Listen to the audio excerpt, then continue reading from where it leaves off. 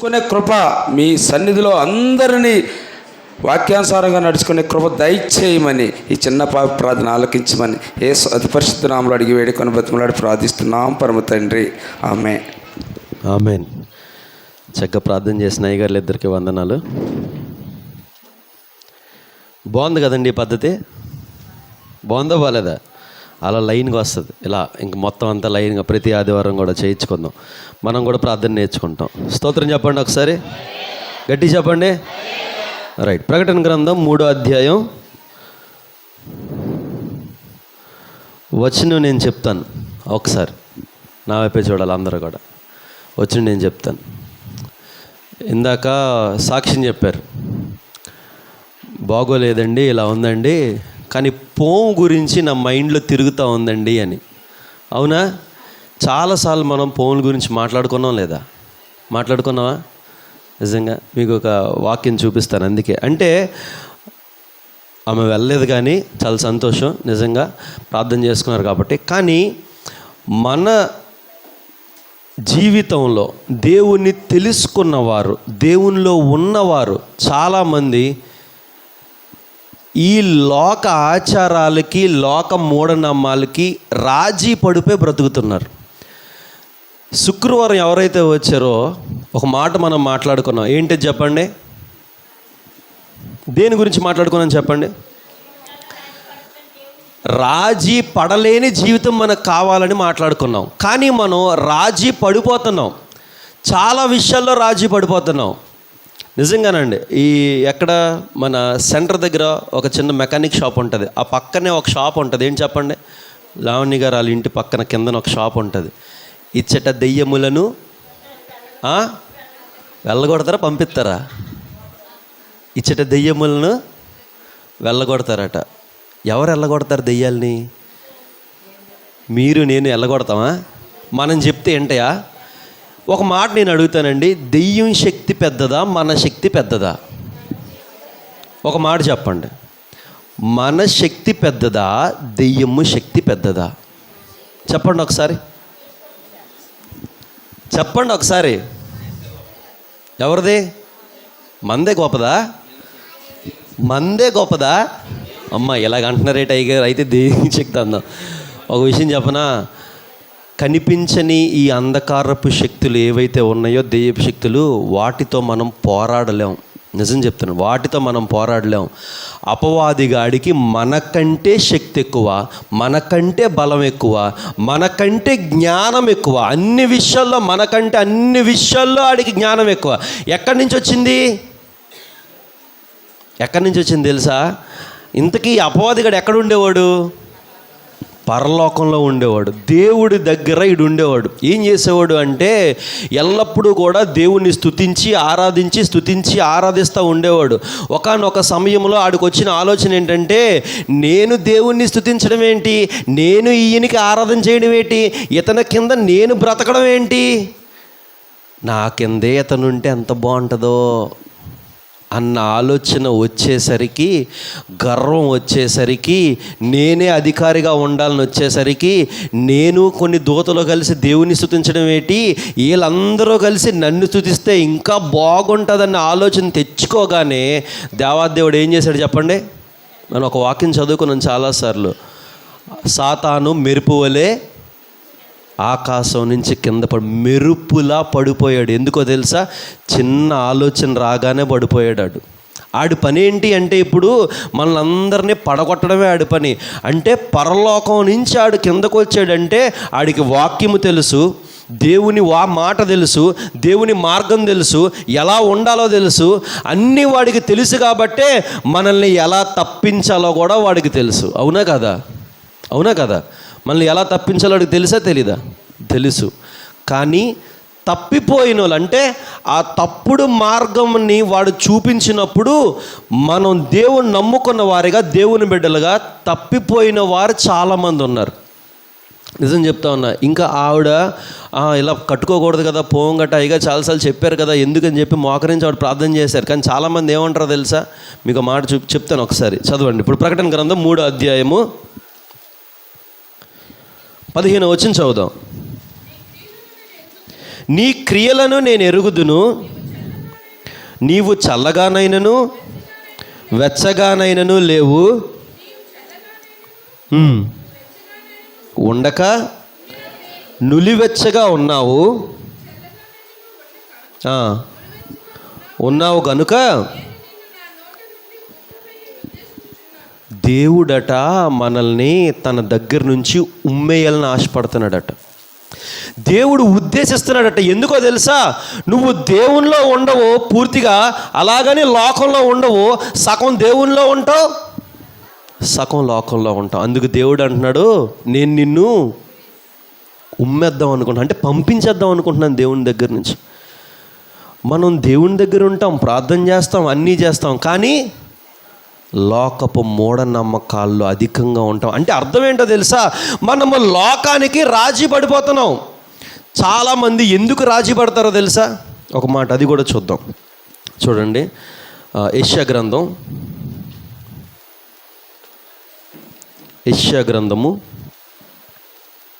8వ అధ్యాయము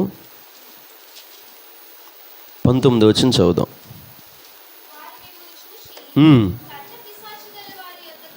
వారి మిమ్మల్ని చూసి కర్ణపిశాచి దగ్గరికి కిచకిచలాడు గొనుగు మంత్రజ్ఞుల యొద్దకును వెళ్ళి విచారించుడని చెప్పినప్పుడు ఎవరు చెప్తారు?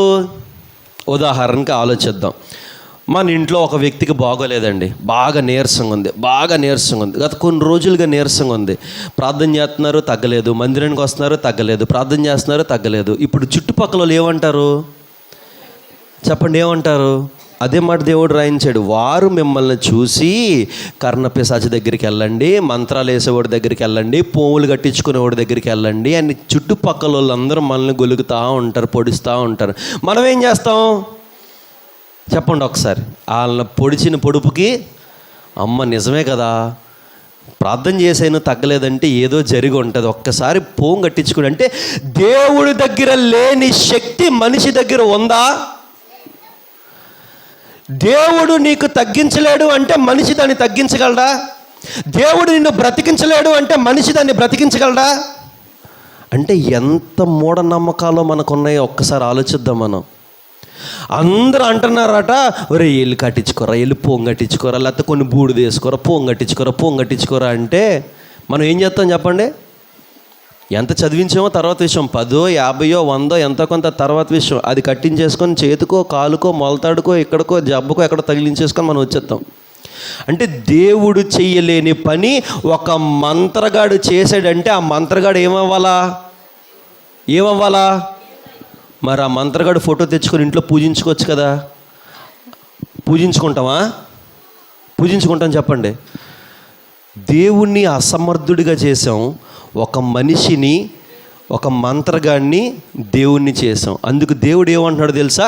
నేను నా నోటి నుంచి నిన్ను ఉమ్మేస్తాను, పంపించేస్తాను. నాకు అవసరం లేదు నీలాంటి. నువ్వు నమ్ముకోకపో బాప్టిజం తీసుకో, నువ్వు ఎవ్వడవన్నా కానీ, నువ్వు నమ్ముకొని కొన్ని వేల సంవత్సరాలు అవ్వని, లేకపోతే నువ్వు పుట్టుకతోనే క్రైస్తవుడు అవ్వని, నువ్వు కనుక అటు ఇటు ఉండి, అటు తిరిగి ఇటు తిరిగి దేవుని దగ్గర ఉండి అది ఉండి. ఇక్కడ ఇంకో మాట కూడా ఉంది, దాని తర్వాత చదవండి. విచారణ చేయుడని చెప్పినప్పుడు జనులు తమ దేవుని యొద్దనే విచారింపాలి కదా. నువ్వు అక్కడికి ఎందుకు వెళ్తున్నావు? ఒకవేళ ఎవరైనా అక్కడికెళ్ళి విచారించు, ఇక్కడికెళ్ళి పోం కట్టించుకో నీకు తగ్గుతుంది, అక్కడికెళ్ళి బూడిది నోట్లో వేయించుకో తగ్గుతుంది అంటే దేవుడు అంటున్నాడు, ఇక్కడికి కాదురా నాయనా, నువ్వు నీ దేవుడి దగ్గరికి వచ్చి నువ్వు విజ్ఞాపన చేయాలి కదా అని దేవుడు అంటున్నాడు. స్తోత్రం చెప్పండి. మరి మనం ఎక్కడ తిరుగుతాం? 10 మంది వెళ్ళండి కట్టించుకోండి అంటే ఆ తర్వాత వచ్చే పరిణామాలకి ఆ 10 మంది సమాధానం చెప్తారా? మీకు చాలా ఒక మాట ఒకసారి కూడా మాట్లాడుకున్నాం కూడా. ఈ షారోన్ గారు వాళ్ళ బంధువు ఎవరో చిన్న కుర్రోడు, అవునా, చాలామంది పొడుసుకు తినేసారట. కట్టించండి. ఆ ముందు రోజు రాత్రి వెళ్ళి కట్టించారు, తర్వాత రోజు చనిపోయాడు ఆ అబ్బాయి. నిజం చెప్తున్నా. ఇప్పుడు కట్టించండి అని చెప్పిన వాళ్ళు అందరూ కూడా దానికి బాధ్యత వహిస్తారా? చనిపోయిన తీసుకొస్తారా? మాకెందుకులేని ఆవిడకాడ అలా ఉంటాడు. ఇప్పుడు కట్టించమని చెప్పిన తర్వాత అమ్మో కుర్రాడు చచ్చిపోయాడు నాయన, ఒరే నువ్వే కట్టించమన్నావు కదా అని చెప్పి వెళ్ళి అడగగలవా? అడగలేవు. పోనీ కట్టాడు కదా ఆడెవడో, ఆడి దగ్గరికి వెళ్ళి అడగగలవా? నువ్వు కట్టావు కదా, ఎందుకు చచ్చిపోయాడని అడగగలవా? కానీ దేవుడి దగ్గర మాత్రం నిలదీసి అడిగేస్తావు, దేవుడు మాకేం చేయలా, దేవుడు నాకు ఆరోగ్యం ఇవ్వలా. నువ్వు కట్టించుకున్న దగ్గరికి వెళ్ళి అడగలేకపోయావా ఆరోగ్యం? అడిగావు? ఎప్పుడన్నా అడిగావు? మనం అడగం. కానీ దేవుని మాత్రం నిలదీస్తాం. అంటే అర్థం ఏంటంటే వాళ్ళకన్నా దేవుడు మనకి చులకనైపోయాడు, వాళ్ళకన్నా దేవుడు చిన్నాడైపోయాడు. మనల్ని రక్షించి కాపాడి పెంచి పోసి అన్నీ చేసే దేవుడు మనకి చులకనైపోయాడు. మనం చాలా తక్కువగా ఆలోచిస్తున్నాం దేవుడి గురించి. నిజం చెప్తున్నాను, చాలా తక్కువగా ఆలోచిస్తున్నాం. దేవుడు అంటున్నాడు చల్లగా అయినా ఉండి, అయితే అటన్నా పో, లోకానికి పో, నరకానికి పోతావు, లేదా పూర్తిగా దేవునిలో అన్నా ఉండు, దేవుని రాజ్యంలో అడుగు పెడతావు. అటు ఇటు కాకుండా ఉన్నావా, ఏం చేస్తాడట చెప్పండి ఒకసారి. ఇంకో మాట కూడా చూపిస్తాను చూడండి. ద్వితీయోపదేశకాండం 18వ అధ్యాయం.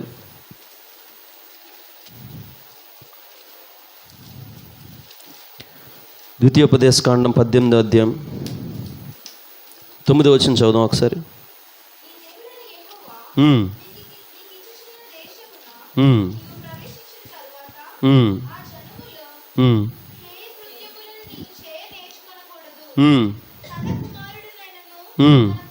తన కుమారుడైనను కుమార్తెనైనను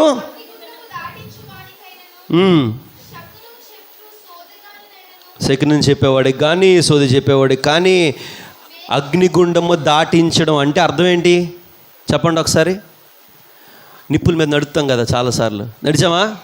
కాలు కాలనియా? కాలవంట కాళ్ళు కాలనియే కాలవా?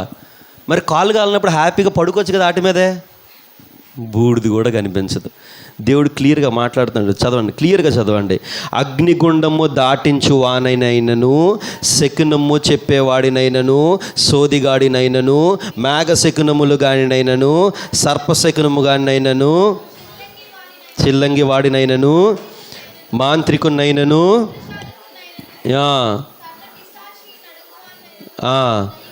దెయ్యముల యొద్ద విచారణ చేయువానినైనను, అలాంటోళ్ళని మీ మధ్యలోనే ఉండనివ్వద్దని దేవుడు అంటున్నాడు. మనం వాళ్ళ దగ్గరికే వెళ్తాం. ఆ కిందన మాట చదవండి ఒకసారి.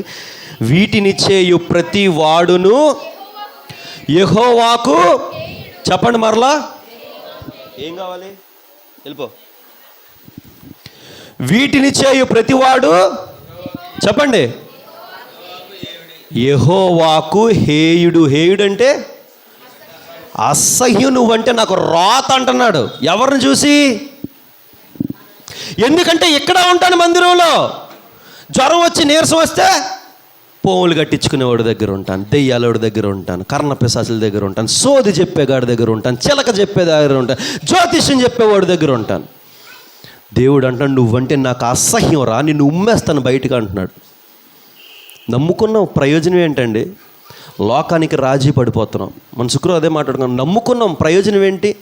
మనుషుల దగ్గర రాజీ పడిపోతున్నాం. ఒక వ్యక్తి ఉన్నాడు, మీకు చూపిస్తాను చూడండి. దానియేలు గ్రంథం 6వ అధ్యాయం.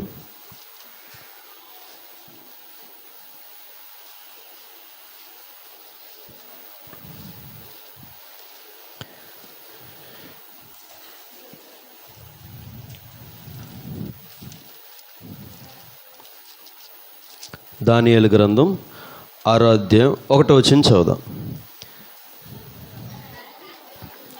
తన రాజ్యం అంతటి పైన అధిపతులుగా ఉండుటకై 120 మంది అధిపతులను నియమించుటకు దర్యావేషునకు ఇష్టమాయను.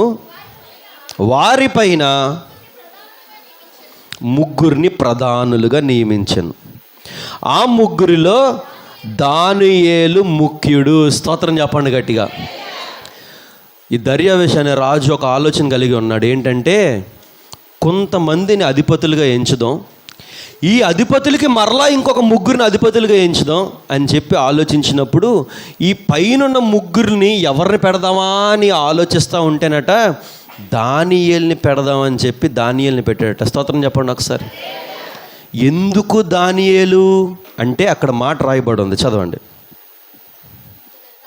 3వ వచనం చదువుదాం. ఈ దానియేలు అతి శ్రేష్టమైన బుద్ధి గలవాడై ప్రధానులలోను అధిపతులలోనూ ప్రఖ్యాతి నుండి ఉండెను గనుక రాజ్యమంతటి మీద అతనిని నియమింప, రాజ్యం అంతటి మీద కూడా దానియేలునే నియమించాలని రాజు ఉద్దేశించుకున్నాడట. స్తోత్రం చెప్పండి. అంత జ్ఞానము దానియేలుకి ఎక్కడి నుంచి వచ్చింది? ఎన్నిసార్లు దానియేలు ప్రార్థన చేస్తాడు చెప్పండి? మరి మనం చెప్పండి, ఎన్నిసార్లు ప్రార్థన చేస్తాం? ఒక్కసారి. పొద్దున్న లేవగానే 5 నిమిషాలు, పడుకునే ముందు 5 నిమిషాలు, అయిపోయింది నా ప్రార్థన, అయిపోయింది, అంతే ప్రార్థన. దానియేలుకి సమయం ఉన్నప్పుడల్లా దేవునితో సహవాసం చేసేవాడు, దేవునికి ప్రార్థన చేసేవాడు, దేవునిలో ఉండేవాడు, దేవునిలో నడిచాడు. అందుకు దేవుడు అంతగా ఆశీర్వదించాడు కాబట్టే దానియేలునట ఆ రాజు మొత్తం అంతటికీ అధికారిగా ఉంచుదాం అనుకున్నాడట. ఒకవేళ మనకి ₹1,00,00,000 వస్తుంది అని ఎవరన్నా అన్నారు అనుకోండి, మన చుట్టుపక్కల వాళ్ళందరూ ఏం చేస్తారు? చుట్టుపక్కల వాళ్ళందరూ ఏం చేస్తారు చెప్పండి? ఆనందపడతారా? అమ్మ నాయన ఈడికి ₹1,00,00,000 వచ్చేస్తున్నాయా, ఎలా వచ్చినాయో తెలుసుకుందారా బాబు, మనం కూడా ₹1,00,00,000 సంపాదించేద్దాం. ఇలాగే దానియేలుని అందరి మీద అధికారిగా పెడదాం అనుకున్నప్పుడు అక్కడ కొంతమంది ఇలాంటి వాళ్ళు కూడా ఉన్నారు. దానియేలు అలాగైపోతే మన పరిస్థితి ఏంటి? నేను కదా అధికారం అవ్వాలా, దానియేలు ఎందుకు అవుతున్నాడు అని చెప్పి ఆలోచించి దానియేలు మీద ఏదన్నా నింద మోపుదామా అని ఆలోచించాడు. ఏదన్నా నింద మోపేస్తే దానియేలు పని అయిపోతుంది, ఆడు రాజు కింద ఇంక పనికిరాడు, ఏదో జైల్లో అనేసేస్తారు, ఆడి సంగతి అయిపోతుంది, ఇక నెక్స్ట్ రాజు నేనే అని చెప్పి ఆలోచించిన వాళ్ళు కూడా ఉన్నారు. అలాగ ఆలోచించి రాజు దగ్గర ఒక శాసనం రాయించారు. ఏంటి ఆ శాసనం చెప్పండి? మనందరికీ తెలుసు. 30 రోజులు ఏంటది? 30 రోజులు ఉపవాసం ఉండాలా? ఏం చేయాలి 30 రోజులట? చెప్పండి. రాజుకు తప్ప ఇంకెవ్వరికి కూడా ప్రసక్తి లేదు. అలా చేస్తే అన్ని సింహాల బోన్లో వేసేయాలని చెప్పి రాజు దగ్గర శాసనం ఒకటి తీసుకున్నారు రాయించుకొని. ఎందుకు తీసుకున్నారు? దానియేలు కోసమే, మిగతా వాళ్ళ కోసం కాదు. ఎందుకో తెలుసా? మిగతా వాళ్ళ జీవితము లోకముతో రాజీ పడిపోయే జీవితం. రాజుకే మొక్కాల, రాజుకే నమస్కరించాలంటే అందరూ వచ్చి ఇలా మోకరించి నమస్కరించేస్తారట. కానీ దానియేలుకి చెప్తే దానియేలు అంటాడట, నేను నమస్కరించను అంటాడట. అంటే నేను రాజీ పడను, నువ్వు ఎన్ని శాసనాలు తెచ్చుకున్నా ఏం తెచ్చుకున్నా నేను రాజీ పడను. అందుకని దానియేలు కోసమే, ఒక వ్యక్తి కోసము ఆ దేశములో ఒక శాసనాన్ని కొంతమంది దుర్మార్గులు రాయించారు. ఒక వ్యక్తి కోసం రాయించారు. ఎంత ఆలోచన ఉందో చూడండి. అంటే ఈ వ్యక్తిని ఎట్లాగన్నా ఎక్కడి నుంచి తప్పించేద్దామని చెప్పి. అయితే దానియేలు రాజీ పడ్డాడా లేదా? రాజీ పడ్డాడా? చదువుదాం, అది కూడా అవచనం కూడా 10వ వచనం చదువుదాం.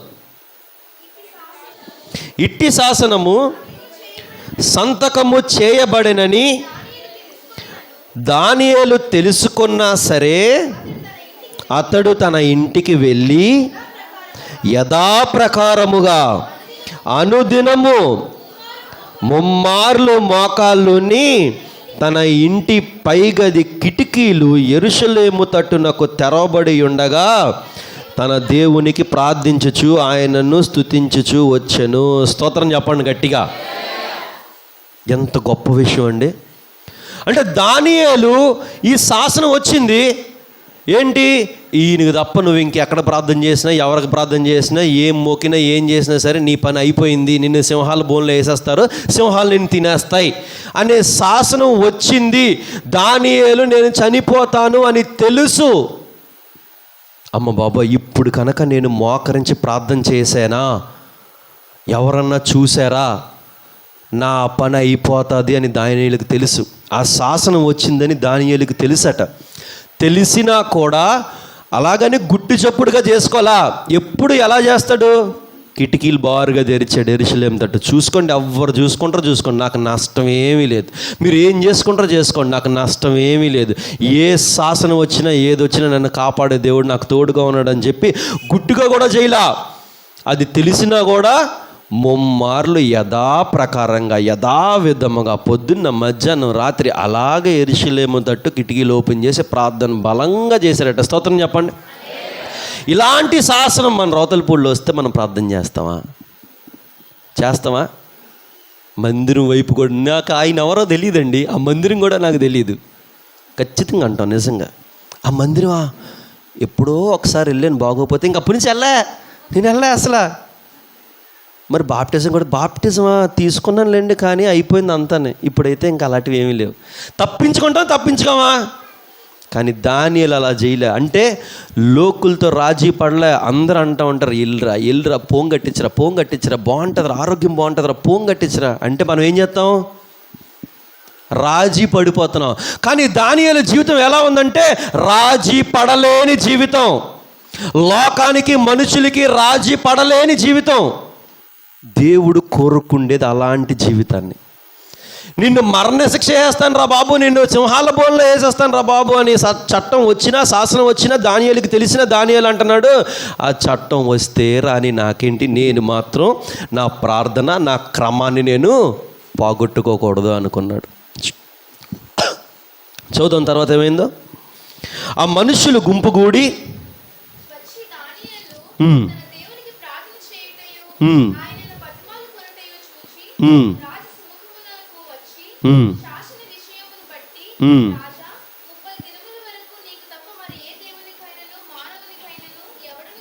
కానీ ఇలా దానియేలు చేశాడు. ఏం చేద్దాం, దానియేలు వేసేద్దాం సింహాల బోన్లో అన్నాడు. వేసేసారు సింహాల బోన్లని. వేసేసిన తర్వాత రాజుకు నిద్ర పట్టలేదు. ఎందుకంటే దానియేలు గురించి రాజుకు తెలుసు. దానియేలు ఏ విషయంలోని రాజీ పడ్డని తెలుసు, ఏ తప్పు చేయడని తెలుసు, ఎటువంటి పాపము చేయడని తెలుసు. దేవునికి తప్ప ఇంకెవ్వరికి దానియేలు లోబడడు అని రాజుకు తెలుసు. అందుకు రాజు ఆ రోజు రాత్రి నిద్రపోలేకపోయాడు, ప్రశాంతంగా భోజనం చేయలేకపోయాడు. అందుకని ఉపవాసం ఉండి రాత్రంతా ఆలోచిస్తున్నాడు, బాబోయ్ దానియేలుకి ఏమైంది, పొద్దున్న అయ్యేసరికి వాళ్ళ దేవుడు కాపాడతాడా, జరుగుతుందా జరగదా, ఏంటి దానియేలు మళ్ళీ నేను చూడలేనా అని రాజు రాత్రి అంతా నిద్ర లేకుండా ఉన్నాడు. డైరెక్ట్గా వెళ్ళిపోదాం, 22వ వచనానికి వెళ్ళిపోదాం.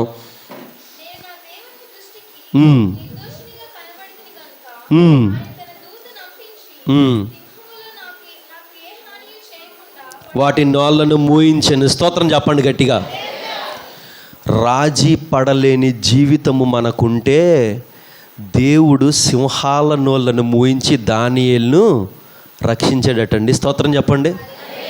షద్రక్ మేషక్ అబేద్నెగోల గురించి మనం శుక్రవారం మాట్లాడుకున్నాం. రాజీ పడలేని జీవితం. మరణశిక్ష చేస్తాను రా బాబు, మొక్కరా అంటే నేను మొక్కలా, రాజీ పడలేదు. అప్పుడు ఏం జరిగింది? వాళ్ళ ముగ్గురితో పాటు 4వ వ్యక్తి వచ్చి రక్షించి బయటకు తీసుకొచ్చాడు. స్తోత్రం చెప్పండి. ఈరోజు దానియేలు కూడా రాజీ పడలా. నువ్వు చచ్చిపోతావు దానియేలు, ప్రార్థన ఆపే దానియేలు అన్న ప్రార్థన ఆపలేదు. సింహాల బోన్లో వేసిన తర్వాత రాజు రాత్రంతా ఉపవాసం ఉండి ఎంతో కుమిలిపోయి ఏడ్చి పొద్దున్నే పరిగెట్టుకుంటూ వెళ్ళి దానియేలు ఉన్నావా అంటే దానియేలు అంటున్నాడు, నేను ఇంకా బ్రతికే ఉన్నా, నా దేవుడు నన్ను రక్షించాడు అంటున్నాడు. స్తోత్రం చెప్పండి. నువ్వు రాజీ పడలేని జీవితము ఈ లోకములో జీవించగలిగితే నీ పక్షాన దేవుడు నిలబడి నిన్ను పైకి లేవనెత్తే దేవుడు. స్తోత్రం చెప్పండి. నువ్వు ఒకరోజు తల దించుకొని ఉండొచ్చు, మన జీవితంలో అనేక అవమానాలు మనకు కలిగి ఉండొచ్చు, కానీ అలాగని చెప్పి మనం ఈ లోకానికి రాజీ పడిపోయి బ్రతికితే, తప్పు చేస్తే, పాపము చేస్తే, ఇటు దేవునిలోనే ఉండి అటు దెయ్యం దగ్గరికి వెళ్ళిపోయి పోములు తాయెత్తులు ఈ కట్టించుకుంటే దేవుడు అంటాడు నేను ఉమ్మేస్తానంటున్నాడు బయటికి. అంటే ఒకవేళ నిజంగా ఆపద వస్తే దేవుడు రక్షించేటట్టుగా ఉండడు. ఒకవేళ నిజంగా శ్రమ వస్తే దేవుడు బయటికి తీసుకొచ్చేటట్టుగా ఉండడు. ఎందుకో తెలుసా? నువ్వు ఎక్కడ ఉంటావు, అక్కడ ఉంటావు, అటు ఉంటావు, ఇటు ఉంటావు. అప్పుడు దేవుడు ఎటు ఉంటాడు? నీ పక్షాన ఉండడు. దానియేలు పక్షాన దేవుడు ఎందుకున్నాడో తెలుసా? రాజీ పడలేని జీవితం దానియేలు జీవించాడు కాబట్టి. షద్రకు మేషకు అబేద్నెగోల పక్షాన దేవుడు ఎందుకున్నాడో తెలుసా? చెప్పండి. రాజీ పడలేని జీవితం జీవించారు కాబట్టి. మనం రాజీ పడిపోతామే లోకానికి. ఎవరన్నా ఏమైనా చెప్తే చాలు వెళ్ళిపోతాం. మూఢనమ్మకాలు, శకునాలు, ముహూర్తాలు, నిజం చెప్తున్నానండి, రాజీ పడిపోతున్నాం. ఆచారాలకి రాజీ పడిపోతున్నాం, లోకానికి రాజీ పడిపోతున్నాం. చూడండి, ఇర్మియా గ్రంథం 10వ అధ్యాయం 2వ వచనం చదవండి ఒకసారి.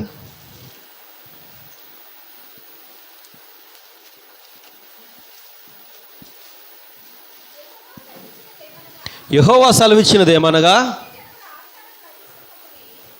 అన్యజనుల ఆచారాలు అభ్యసింపొద్దు, ఆచారం చెయ్యొద్దు. ఎందుకంటే చదవనమ్మా.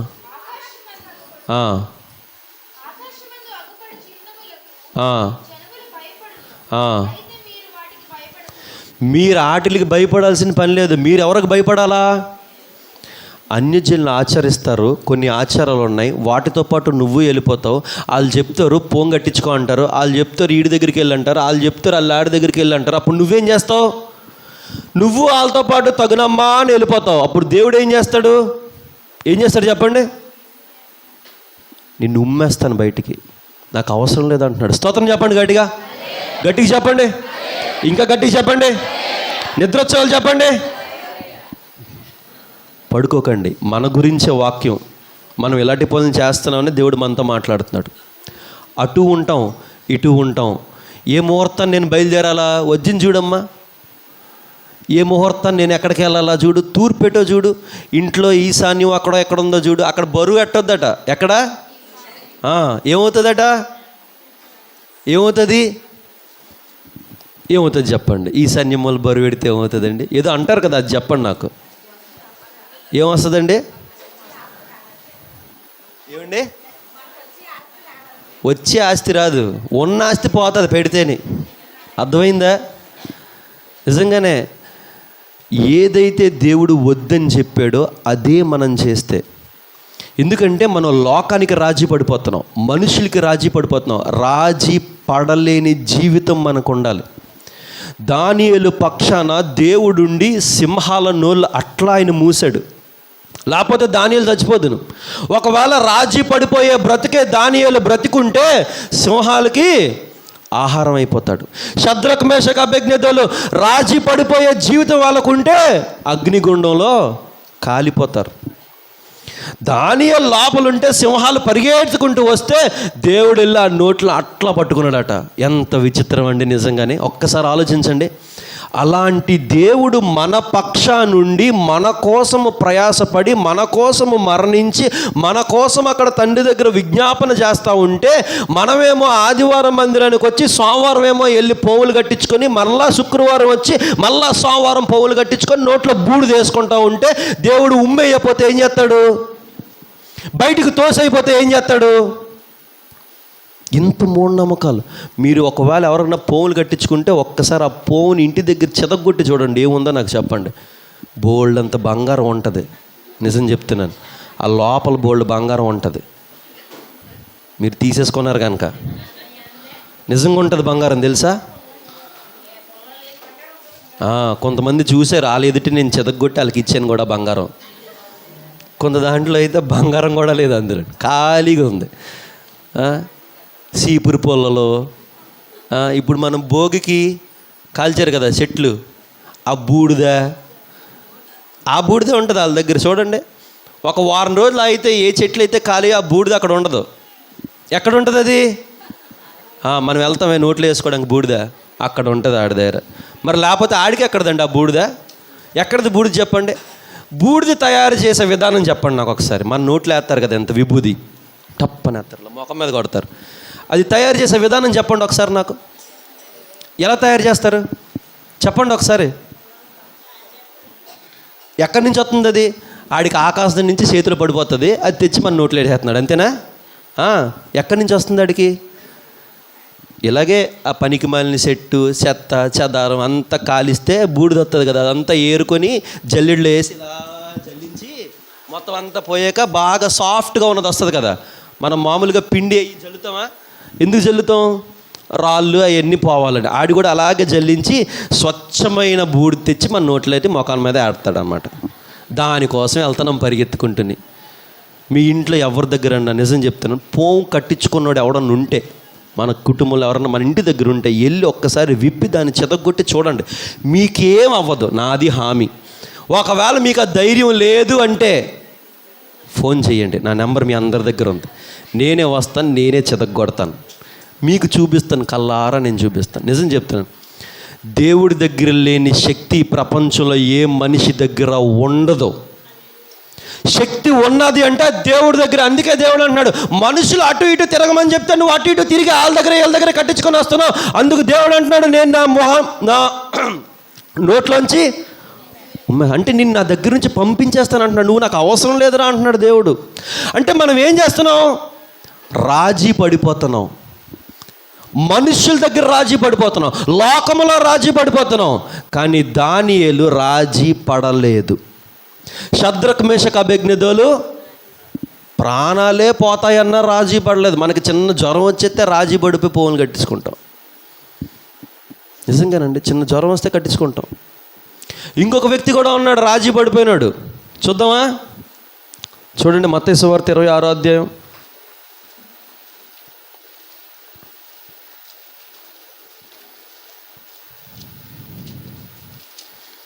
26వ అధ్యాయము 14వ వచనం చదువుదాం.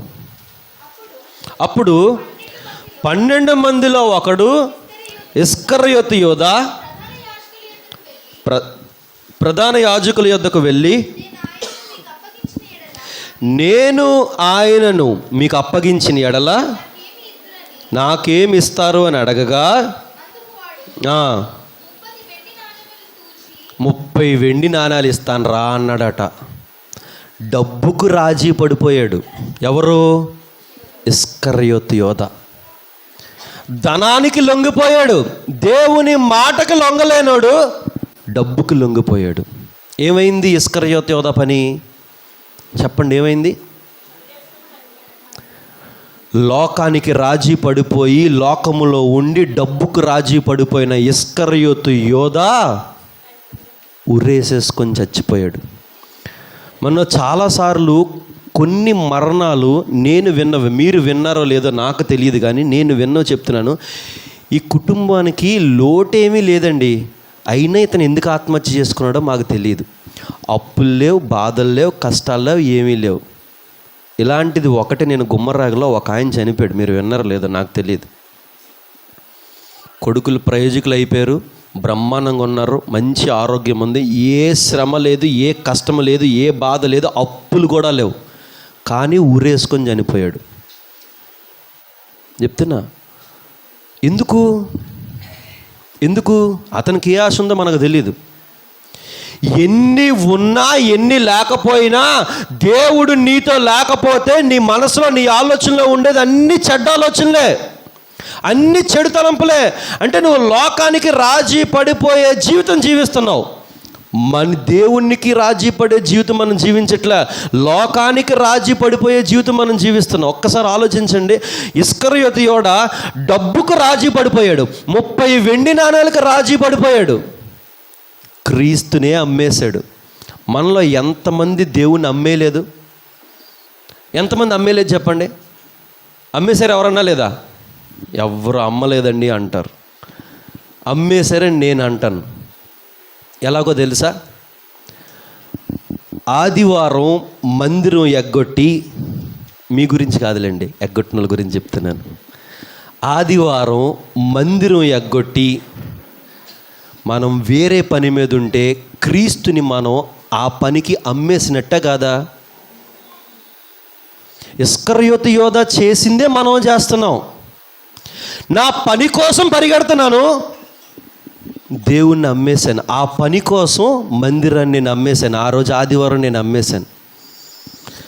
ఎలాంటి స్థితిలో మనం ఉన్నామో చూడండి ఒకసారి. నిజంగా అంటే రాజీ పడిపోతున్నాం. దేనికి? లోకానికి, డబ్బుకి. నేను పని చేసుకోవద్దని మిమ్మల్ని చెప్పట్లా. దేవుడు ఏమన్నాడు తెలుసా? అసలు ఏమన్నాడు తెలుసా? ప్రతిరోజు కలవమన్నాడు. నిజం తెలుసా అది? ప్రతిరోజు మీరు ప్రార్థనలో ఉండాలన్నాడు, ప్రతిరోజు మందిరంలో ఉండాలి అన్నాడు. మనం ఉంటున్నావా? మరి ఎప్పుడు ఉంటున్నాం? ఆదివారం. కరెక్ట్గా అందరూ హౌస్ఫుల్ కలెక్షన్స్ రావాలంటే ఆదివారం వస్తారు. శుక్రవారం ఎవరైతే ఖాళీగా ఉన్నారో వాళ్ళు వస్తారు, పనికి వెళ్ళే వాళ్ళు పనికి వెళ్ళిపోతారు. శుక్రవారం కూడా మీరు పనులు మానేసారంటే నేను చెప్పాను ఎప్పుడన్నా. ఆదివారము మనం ఖచ్చితంగా దేవుని మందిరంలో ఉండాలి. పోయిన ఆదివారం ఎంతమంది రాలేదు చెప్పకండి, నాకు తెలుసు ఆల్రెడీ ఎంతమంది రాలేదు. ఎందుకు రాలేదు అనేది మీ కారణాలు మీకుంటాయి. మీరు చెప్పే ఆ చిన్న కారణము నాకు కాదు, దేవుడికి చెప్పండి అదే కారణం.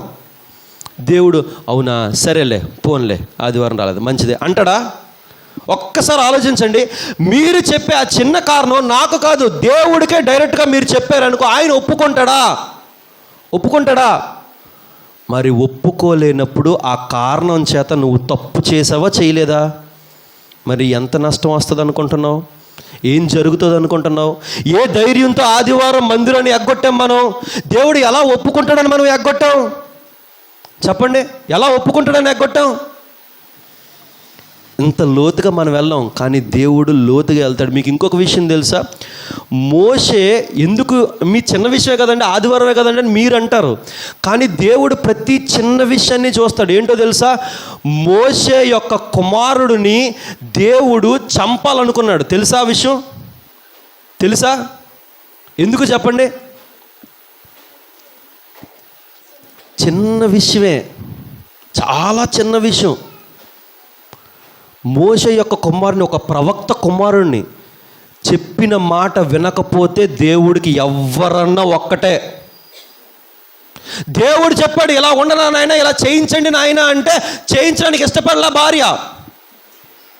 దేవుడు అన్నాడు మోషేతో, నీ కుమారుడు ఎగిరిపోతాడు, జాగ్రత్త, చిన్న విషయం అయినా సరే. మోషే అంటే చిన్న విషయమే కదా, భార్య అంటే చిన్న విషయమే కదా అంటది. కానీ దేవుడు అంటాడు, చిన్న విషయమైనా అది దేవునికి చాలా పెద్దది. మోషే భయపడి వెంటనే దేవుడు చెప్పిన మాట చేస్తాడు. చిన్న విషయమే మనకి, కానీ దేవుడికి అది చిన్న విషయం కాదు. అది జ్ఞాపకం పెట్టుకోవాలి. 6 రోజులు ప్రశాంతంగా ఉండండి అని దేవుడు వదిలేశాడు, పని చేసుకోమని దేవుడు వదిలేశాడు, సంపాదించమని దేవుడు వదిలేశాడు. రోజంతా పోనీ ఆదివారం ఉంటామా? రోజంతా ఉంటామా? మహా అయితే 2-3 గంటలు ఉంటాం అంతే. ఆ 2-3 గంటలు కూడా గట్టిగా కూర్చోడానికి ఎంతో కష్టపడుతుంటాం. నిద్ర వచ్చేస్తుంటుంది. ఉంటాం ఇక్కడే, కానీ మనసు ఎక్కడ ఉంటుంది, ఆలోచన ఎక్కడ ఉంటుంది. అంటే అర్థం ఏంటో తెలుసా? ఈ లోకానికి, ఈ శరీరానికి మనం రాజీ పడిపోతున్నాం. ఇలాగే శరీరానికి రాజీ పడిపోయినాడు ఇంకొకడు కూడా ఉన్నాడు. అది చెప్పి నేను ముగించేస్తాను. చూడండి, న్యాయాధిపతుల గ్రంథం 16వ అధ్యాయం 1వ వచనం 4వ వచనం చదువుదాం. ఆ 2 వచనాలే చదువుదాం. 1వ వచనము 4వ వచనం.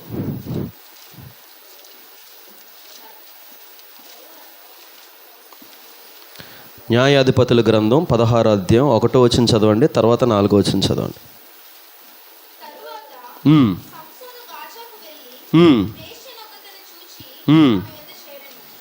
సంసోను ఏం చేశాడు?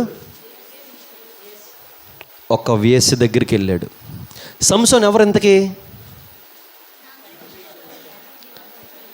దేవుని చేత నాజీరు చేయబడ్డవాడు, అంటే దేవుడికి ఇష్టమైనవాడు. ఎట్టి పరిస్థితుల్లో కూడా నువ్వు తప్పు చేయడానికి లేదు. సంసోను ప్రపంచములోనే అతి బలమైనడు. ప్రపంచములో, అక్కడున్న దగ్గర కాదు, ప్రపంచంలోనే అతి బలమైనడు. తెలుసా? 1000 ఏనుగుల్ని ఒకేసారి చేత్తో ఎత్తగలిగే బలం సంసోనికి దేవుడిచ్చాడు. అంత బలం ఎందుకు ఇచ్చాడు అంటే, సంసోని పట్ల దేవుడికున్న ప్రణాళికే వేరు, కానీ సంసోను ఆలోచనలే వేరు. నిజంగానే దేవునికి సంసోను పట్ల ఒక ప్రణాళిక ఉంది, కానీ సంసోను ఆలోచనలు వేరేగా ఉన్నాయి. సంసోను శరీరానికి లోబడిపోయాడు. ఇస్కరియోతు యోధ డబ్బుకు లోబడిపోయాడు. మనము ఇజ్రాయేల్ ప్రజలు, చెప్పండి, ఇందాక చదువుకున్నాం, శకునుగాండ్రికి, మంత్రగాళ్ళ దగ్గర రాజీ పడిపోయారు, పోముల దగ్గర రాజీ పడిపోయారు. 4వ వచనం కూడా చదువమ్మా అలాగే. అందులోనే పిమ్మట మరలా, అంటే సంసోను ఆలోచనలు ఎట్లా ఉన్నాయో తెలుసా? నాజీరు చేయించుకున్నాడు దేవుడు, కానీ దానికి తగినట్లుగా జీవించలేకపోయాడు. అంటే శరీరానికి రాజీ పడిపోయాడు. చాలామంది మందు తాగేవాళ్ళు ఉంటారు, సిగరెట్ తాగేవాళ్ళు ఉంటారు, దానికి రాజీ పడిపోయారు. శరీరం పాడైపోవాలని రాజీ పడిపోయారు. కొంతమంది ఉద్యోగాలు చేస్తారు. మీకు నిజం చెప్తున్నాను, దేవుణ్ణి నమ్ముకున్న వాళ్ళు, ఎప్పుడు పోయినసారి చెప్పినా లేదు నాకు తెలియదు, కానీ దేవుణ్ణి నమ్ముకున్న వాళ్ళకి మందుల షాపులు ఉన్నాయి. నిజంగా సిగరెట్లు అమ్ముతారు, సిగరెట్ల షాపులు ఉన్నాయి. దేవుడు ఏది చెయ్యొద్దన్నారో అది చేస్తూ ఉంటారు. అంటే అర్థం ఏంటో తెలుసా? రాజీ పడిపోయారు లోకానికి. దేవుని మాటకు నువ్వు రాజీ పడలేదు, కానీ లోకములో ఉన్న చెడ్డ వాటికి నువ్వు రాజీ పడిపోయావు. సంసోను కూడా రాజీ పడిపోయాడు, శరీరానికి రాజీ పడిపోయాడు. చెడ్డదానికి రాజీ పడిపోయాడు, చెడుతనానికి రాజీ పడిపోయాడు. దానియేలు రాజీ పడలా. సంసోను మరణం ఎలా వచ్చింది చెప్పండి ఒకసారి. 2 కళ్ళు పీకేశారు. దేవుడిచ్చిన శక్తి అంతా కోల్పోయాడు. ఎందుకో తెలుసా? లోకానికి, శరీరానికి రాజీ పడిపోవడం వల్ల. ఇస్కరియోతు యోధ డబ్బుకు రాజీ పడిపోయాడు, తనకు తానుగా ఊరేసేసుకున్నాడు. ఇజ్రాయేల్ ప్రజలు అనేక మంది ఈ పోములు కట్టించుకునే వాడి దగ్గరికి, ఆడి దగ్గరికి, మంత్రాల వాడి దగ్గరికి, వీళ్ళ దగ్గరికి వెళ్ళి రాజీ పడిపోయారు. వాళ్ళందరూ ఏమైపోయారు? అరణ్యంలో. ఎందుకండి మనకి జీవితాలు? దేవుడిచ్చిన ఒకే ఒక్క జీవితం చెప్తున్నా. అందుకే దేవుడు అంటున్నాడు, ఒకే ఒక్క జీవితం, రాజీ పడలేని జీవితమే నువ్వు జీవించాలా. స్తోత్రం చెప్పండి. ఏ విషయంలోనే రాజీ పడలేని జీవితమే మనకు ఉండాలా. కానీ రాజీ పడిపోతున్నాం. లోకం కోసం రాజీ పడిపోతున్నాం, మనుషుల కోసం రాజీ పడిపోతున్నాం. బాగోకపోతే, నిజం చెప్తున్నానండి, బాగోలేదు అన్న మాట ఎవరి దగ్గరన్నా వచ్చినా సరే వెంటనే ఏం చేస్తారో తెలుసా? చుట్టుపక్కల వాళ్ళందరూ 2 రోజులు అయిపోయిందా, ఇంకా జ్వరం తగ్గలేదు, ఎక్కడికి వెళ్ళిపోవాలి, నువ్వు డాక్టర్ దగ్గరికి కూడా వెళ్ళని ఎవడో అండవు, ఎక్కడికి వెళ్ళాలా? కానీ దేవుడు ఏమంటున్నాడు? ఇందాక చదువుకున్నాం యెషయా గ్రంథం 8వ అధ్యాయం. ఏం చదువుకున్నాం? 19 వచ్చిన ఒకసారి మరలా చదవండి. 8, 19, 18, 9 చదవండి మరలా ఒకసారి. యెషయా గ్రంథం 8వ అధ్యాయం 19వ వచనం. వారు మిమ్మల్ని చూసి కర్ణపిశాచాలు, మంత్రాలు, పోములు, ఆలు వీళ్ళ దగ్గరికి వెళ్ళమని చెప్పగా, దాని తర్వాత చదవండి.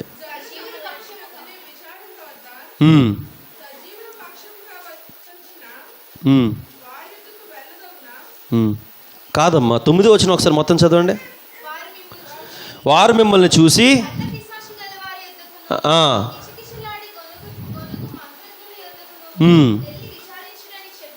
చెప్పినప్పుడు మీరు మాత్రము దేవుడి దగ్గరే విచారించాలా. స్తోత్రం చెప్పండి. వాళ్ళు అంటారు, అక్కడికి వెళ్ళంటారు, ఇక్కడికి వెళ్ళంటారు, ఇది కట్టించుకుంటారు, అది కట్టించుకుంటారు, కాలుకి వేసుకో, మొలతాడికి వేసుకో, పేక్కేసుకో అంటారు. కానీ నువ్వేం చెయ్యాలా?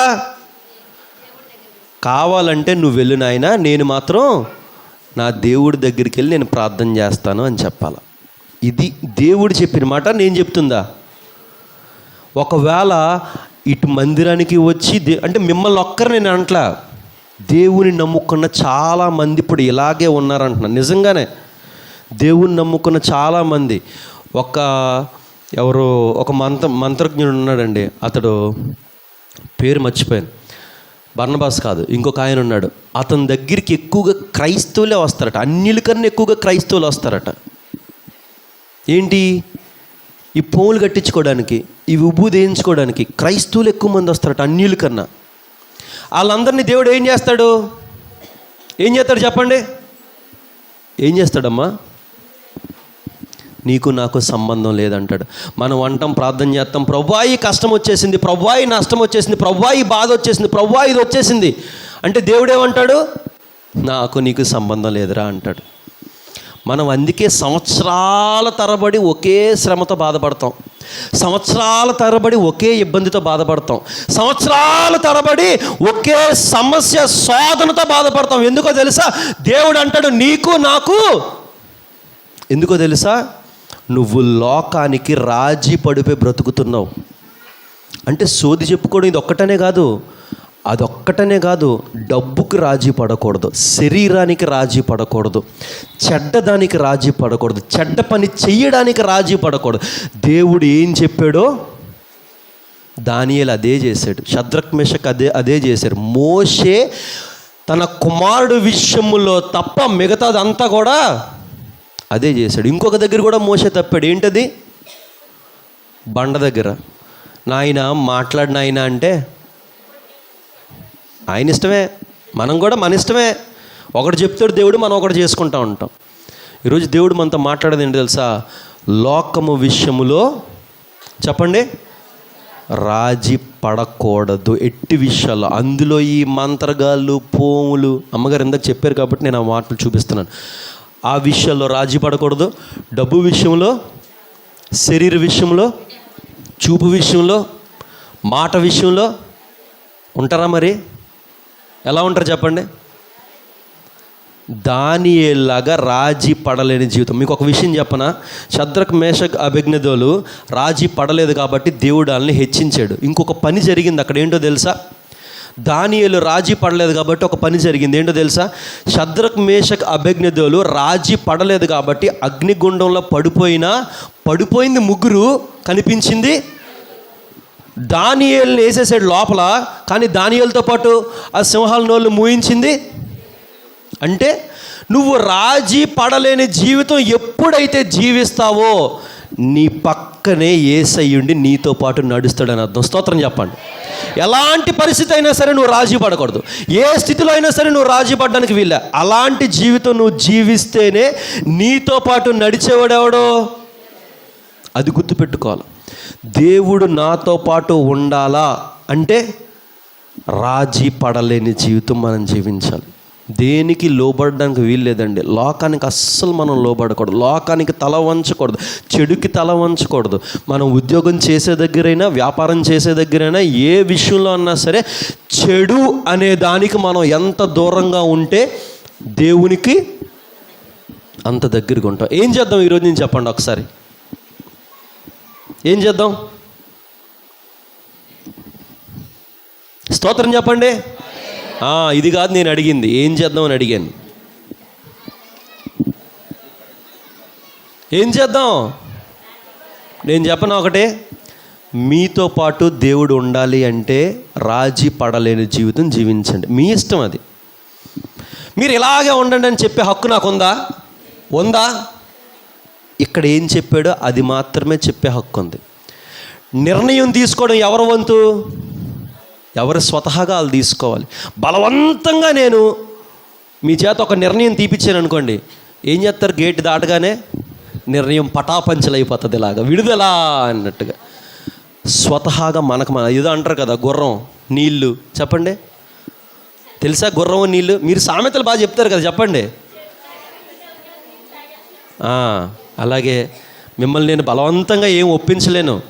చెప్పడం వరకు నా పని, చేయడం పని ఎవరిది? నాది, మీది. ఎవరికి నచ్చినట్లుగా వాక్యానుసారంగా ఎలా ఉండాలంటే అట్లా చేసి నిర్ణయాలు తీసుకునే పని మనందరిది. అయితే ఏం చేద్దామో చెప్పండి ఇప్పుడు మీరందరూ కూడా. రాజీ పడిపోదామా? పోవులకి రాజీ పడిపోదామా? ఎప్పుడన్నా నాకు అవకాశం ఇవ్వండి. మీ ఇంటి దగ్గర ఎవరైనా ఉంటే పోము వచ్చి నేను తీస్తాను, మీకు ధైర్యం లేకపోతే. దానికి మాత్రం ఫోన్ చేయండి అమ్మ, మర్చిపోవద్దు. నాకు చాలా ఇంట్రెస్ట్ అసలు ఆ లోపల ఏముందో చూద్దామని. చాలా తీసాం, వాళ్ళు చూశారు కూడా, మన వాళ్ళే కొంతమంది చూశారు. ఒకటి, రాజీ పడలేని జీవితం. ఎందులోని? మనకు ఒంట్లో బాగోలేదు, నీరసం వచ్చింది, అది బాగోలేదు, ఇది బాగోలేదు. మనం ఏం చేయాలా? ఎవరి దగ్గర విచారం చేయాలా? మరి మనం ఎక్కడ చేస్తున్నాం? మరి ఇప్పటి నుంచి ఎక్కడ చేయాలా? ఒకటి. రెండోది చెప్పండి, డబ్బు దగ్గర దేవుడు కావాలా? 10 కోట్ల డబ్బు కావాలా? ఇక్కడ కాదు, జగన్ అన్న ఆఫర్ చేశాడు అనుకోండి, నీకు 10 కోట్లు ఇస్తాను, నువ్వు ఆ మతాన్ని వదిలే అన్నాడు అనుకోండి. 10 కోట్ల?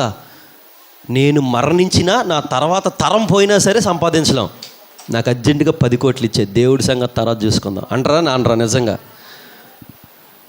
ఇస్కరియోతు యోధ డబ్బుకు పడిపోయాడు. మనశ్శాంతి లేదు, ప్రశాంతత లేదు, జీవితంలో సమాధానం లేదు, తన జీవితాన్ని తానే నాశనం చేసుకున్నాడు. డబ్బు మనకు అవసరమే. ఎంతవరకు? తినడం కోసం, పిల్లలకు పెట్టడం కోసం, ఒక్కరికి ఇవ్వడం కోసం చాలు. అంతకుమించి ఎక్కువ ఉంటే నిద్ర కూడా పట్టదు తెలుసా. ఎక్కువ డబ్బు ఉన్నదనుకోండి, రోజు లెక్కెట్టుకుంటూనే ఉంటావు. ఎక్కడ తగ్గిపోయిందా అని లెక్కెట్టడానికి కూడా మనకు ఓపిక సరిపోదు. నీళ్ళు లెక్కెడతాం. 10 లక్షలు లెక్కెట్టమని ఇచ్చామనుకోండి, లెక్కెట్టగలమా? మరి ఎందుకు అంత డబ్బు మనకి? ఒకరి దగ్గర విన్నాను, లెక్క పెట్టలేని డబ్బు నాకు వద్దు బాబోయ్ అన్నారు ఒకరు. నిజం చెప్తున్నా నేను, లెక్క పెట్టలేని డబ్బు నాకు వద్దు బాబోయ్ అన్నారు. మనకి ఎంత డబ్బు కావాలో తెలుసా? తినడానికి, ఉండడానికి, ఒకరికి కాదు 10 మందికి పెట్టడానికి, మన ఆరోగ్య సమస్యలు, మన కుటుంబాన్ని చూసుకునే అంత మనకుంటే చాలు. అంతకు మించి ఎక్కువ ఉంటే నిద్ర పట్టదు, ఎవడు పట్టుకుపోతాడా అని, లేకపోతే దీన్ని ఇంకా ఎక్కువ పెంచుకోవాలా అని. అర్థమైందా? లోకములో ఉన్న వాటికి, డబ్బుకు మనం చెప్పండి రాజీ పడకూడదు. మూడోది, శరీరానికి రాజీ పడకూడదు. శరీరం అంటది నాకు సుఖం కావాలా, నాకు ప్రశాంతత కావాలా, నా శరీరం బాగుండాలా అంటది. దేవుడు అంటాడు, చెప్పండి ఏమంటాడు? గలతీల పత్రికలో ఒక మాట ఉంది, చాలాసార్లు చదువుకున్న ఒక మాట చెప్పండి. ఆత్మ శరీరానికి, శరీరం ఆత్మకి విరోధిగా ఉన్నారట. అంటే శరీరం అంటది నువ్వు మోకరించేలాగా 10 నిమిషాలు ప్రార్థన చేయగానే అమ్మ బాబోయ్ మోకాలు నొప్పులు వచ్చేస్తున్నాయి అంటది. ఆత్మ అంటది ఇంకొక అరగంట మోకాలు వేసి ప్రార్థన చెయ్యి అంటది. అదే శరీరము నువ్వు ఇంటి దగ్గర ఇలా మాట వేసుకొని అలా గంట సేపు అలా కదలకుండా టీవీ చూస్తే ఏమని అంటదా? అంటదా? అంటదా? అరుగు దగ్గర కూర్చొని గంట సేపు మాట్లాడుతూ ఉంటాం, కదలం మెదలం ఏం చెయ్యం, అలాగే కూర్చొని మాట్లాడుతాం. శరీరం అలిసిపోయింది అంటదా? నోరు నొప్పి వచ్చింది అంటదా? మాట్లాడుతూనే ఉంటావు, ఇంకా మాట్లాడతావు, గంటలు గంటలు మాట్లాడతావు, కానీ నోరు నొప్పి వచ్చింది, నోరు నొప్పి వస్తుందమ్మా ఆపే అంటదా? ఇప్పుడు నోరు అన్నదా? ప్రార్థన చేస్తే మాత్రం నోరు నొప్పి వచ్చేస్తుందండి, మోకాలు సలుపు వచ్చేస్తున్నాయండి, నడువు నిలబట్టలేదండి. ఆరాధన అంటే బలం లేని వాళ్ళు కూర్చొని చేస్తున్నారు, కానీ బలం ఉన్న వాళ్ళు కూడా కూర్చునే ఆరాధన చేస్తున్నారు. చేస్తున్నారా? మరి నించొని చేయడానికి కాళ్ళు నొప్పులు వస్తున్నాయా? నేను పసిగట్టట్లేదు, ఎవరు పసిగడతారు? దేవుడు రాసుకుంటాడు అబ్బా అన్నీని. ఇలా కొన్నారు, ఇలా కూర్చున్నారు, ఇలా చేశారు, అలా చేశారు. మీరు ఎప్పుడు తుమ్మారో కూడా దేవుడు రాస్తాడు అందులో. నిజం చెప్తున్నా, రాస్తాడు. అన్ని లెక్కలు ఆయన దగ్గర ఉంటాయి. నేను మిమ్మల్ని లెక్క అడగను, కానీ అడిగేవాడు ఎవరు? మనం ఇప్పుడు ఈ విషయంలో, దేవుని విషయంలో, లోకం విషయంలో దేనికి మనం రాజీ పడాలా? ఏ విషయంలో రాజీ పడాలా? ఏ విషయంలో రాజీ పడాలి అంటున్నాను, పడాలి. క్వశ్చన్ అర్థం కాలేదా? ఏ విషయంలో రాజీ పడకూడదు? ఏ విషయంలో రాజీ పడకూడదు? ఏంటండి ప్రశ్న? అర్థమైందా? అర్థం అనేదా? టైం అయిపోతుంది, ప్రార్థన చేసుకుని ముగించుకుని వెళ్ళిపోవచ్చు కదా, ఆకలేస్తుంది నాకు కూడా అని. ఏముండేరు ఈరోజు? కక్క చెప్పండి. మంచి చేపలు వచ్చినట్టు ఈరోజు పొద్దున్న వెళ్ళారా? పొడుగు పొడుగున్నట్ట బొచ్చులా? బొచ్చులే చెప్పండి. బేగా బొచ్చేదో తినేద్దాం ఇంటికి వెళ్ళాక. చెప్పండి ఏం చేద్దాం మనం? దేవుని కోసం రాజీ పడలేని జీవితం జీవిద్దామా? లోకం కోసం, మనుషుల కోసం రాజీ పడిపోయే జీవితం జీవిద్దామా? దేవుడు మనల్ని ఎప్పుడు ఒకటే చూస్తాడండి. ఏంటో తెలుసా? నేను ఇంత ప్రార్థన చేశానండి, నా జీవితంలో అద్భుతం జరగలేదని అంటే ఏ విషయంలో నువ్వు రాజీ పడిపోతున్నావో ఆలోచించుకోవాలా. ఏ విషయంలో నువ్వు తప్పిపోయావో ఆలోచించుకోవాలా. ఏ విషయంలో దేవుని క్రమాన్ని పోగొట్టుకున్నావో మనం ఆలోచించుకోవాలి. అది కరెక్ట్గా ఆలోచించుకోగలిగితే మనము వేసే ప్రతి అడుగులో ఎవరుంటారో? ఎందుకంటే నువ్వు ఎక్కడ రాజీ పట్ల. దేవుడు ఎలా చెప్పాడంటే అలాగే అంటున్నావు, ఇలా అంటే అలాగంటున్నావు, ఇక్కడ కూర్చోమంటే ఇక్కడ కూర్చుంటున్నావు, అక్కడికి వెళ్ళమంటే అక్కడికి అంటున్నావు, అక్కడికి వద్దంటే మానేస్తున్నావు, తినొద్దంటే మానేస్తున్నావు, చెయ్యొద్దంటే మానేస్తున్నావు. కాబట్టి దేవుడు ఏం చేస్తాడు? నీతో పాటే నీ పక్కనే ఉంటాడు. ఎక్కడికి వెళ్ళినా నీ పక్కనే ఉంటాడు. దేవుడు నీతో పాటు నీ పక్కన ఉన్నాడు అంటే అపవాదిగాడు నీ దగ్గరికి రావడానికి ఖచ్చితంగా భయపడాలి. నీ వైపు చూడడానికే భయపడాలి. ఎందుకు? దానియేలు పక్షాన దేవుడు ఉన్నాడు కాబట్టి అపవాదిగాడి సింహాల చేత చంపించేద్దాం అనుకున్నాడు. ఏం చేశాడు దేవుడు? నోరులు నొక్కేశాడు. ఆ సింహాలన్నీ ఒక 10-15 ఉంటాయి. ఒక వ్యక్తి ఉన్నాడు, లింగు అనుకొని ముసలాడు బాగానే అలా ఉన్నాడు. ఎప్పుడు నోరు దొరుకుతుందా, నోరు ఎప్పుడు తెరుద్దామా, మింగేద్దామా అని చూస్తున్నాయి. ఆ నోరు తెరవట్లేదే, రావట్లేదే. ఎందుకు? నొక్కేశాడు దేవుడు, నోరులు నొక్కేశాడు. 15-16 ఒక 20 సింహాలు అనుకోండి, ఇలా ఉన్నాడు. 20 సింహాల మధ్యలో ఇలా ఉన్నాడు. ఎప్పుడు వదిలితే, ఎప్పుడు నోరు తెరిస్తే కొరికేద్దామా, కొరికేద్దామా, రక్తం తాగేద్దామా అని చూస్తున్నాయి. అవకాశం ఇచ్చాడు దేవుడు. మన జీవితాల్లో శ్రమ మనల్ని కొట్టడానికి ఎదురు చూస్తూ ఉంటుంది. శోధన ప్రవేశించడానికి ఎదురు చూస్తూ ఉంటుంది. మన ఆలోచనలు, దురాలోచనలు పెట్టడానికి ఎదురు చూస్తూ ఉంటుంది. మనము అవకాశం ఇవ్వకూడదు అంటే మనం ఏం చేయాలో తెలుసా? రాజీ లేని జీవితం జీవించాలి. రాజీ పడ్డానికే వీళ్ళ. ఈ తప్పు చేయకూడదంటే, ఇక్కడ ఉండకూడదంటే, వెళ్ళకూడదంటే, ఇది ఏం చెప్పితే అది చెయ్యాలా, అది చేస్తే రాజీ లేని జీవితం, అంటే కాంప్రమైజ్ లేని జీవితం, దేవుని కొరకు కాంప్రమైజ్ లేని జీవితం మనం జీవిస్తే మన లైఫ్ ఎట్లా ఉంటుందో తెలుసా? నువ్వు అడుగేస్తే ఆశీర్వాదం రావాలి. ఎందుకో తెలుసా? నీతో పాటు అడుగులు ఎవరేస్తారు? ఎందుకంటే నువ్వు ఎక్కడ రాజీ పడలా, ఏ విషయంలో కూడా నువ్వు రాజీ పడలేదు. స్తోత్రం చెప్పండి గట్టిగా. ఏం చేద్దాం అయితే ఫైనల్గా? ఏం చేద్దాం? దేవుడు మనతో, హానోకుతో దేవుడు నడిచాడట. ఎందుకు? ఏ విషయంలోని గురువుగారు రాజీ పడలేదు. మరి మనం ఏం చేద్దాం? పడిపోదాం రాజీ. మన ఇంటికి ఎవరో వస్తారు, ఈరోజు ఈ వంట వండుకుందాం అంటారు, కొంచెం ప్రసాదం పెడదాం అంటారు. ఏం చేస్తాం?